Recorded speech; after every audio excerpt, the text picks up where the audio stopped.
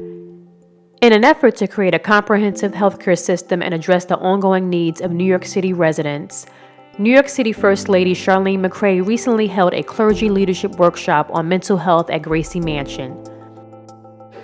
ThriveNYC became such an important issue to me because I saw how much my family suffered. My parents suffered from depression. Our daughter suffered from depression, anxiety, and addiction.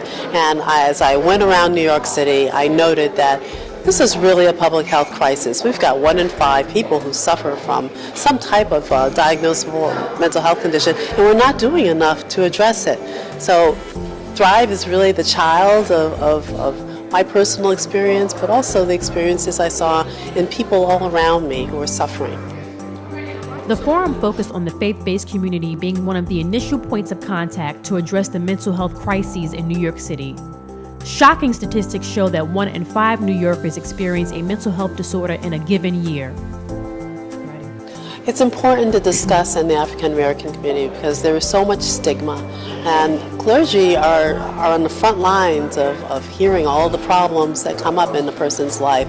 They're the first responders, and we need to tell our stories. We need to become more comfortable telling our stories before we can get to solutions. If we can't talk about something, then we're not going to be able to get to a healing space.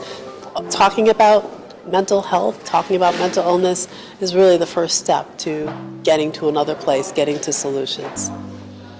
The conversation touched upon the stigma surrounding the subject of mental health in our communities, the lack of knowledge about symptoms, and limited access to care that prevents people from receiving the help they need.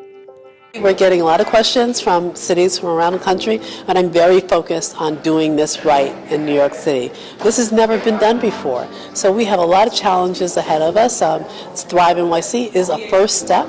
So I'm very focused on making sure that all of our initiatives, all 54 of them, are successful. And if they are, we will be a model for other cities around the country. First Lady Chirlane McCray states, "For far too long, our society has equated mental illness with moral weakness. As a result, people have hidden their pain. We will work with partners to create new programs, make existing programs better, and make all programs easier to access." She goes on to say, "With each success and as people find solutions, we will move one step closer to changing our mindset and building a culture that values and supports mental health." As well as what we have experienced in our own communities and our own house of worship. A network where we can, refer people to, whether it be a therapist, counselor, a hospital, a clinic. The point where now you need to step into a place where there's professional mental therapy.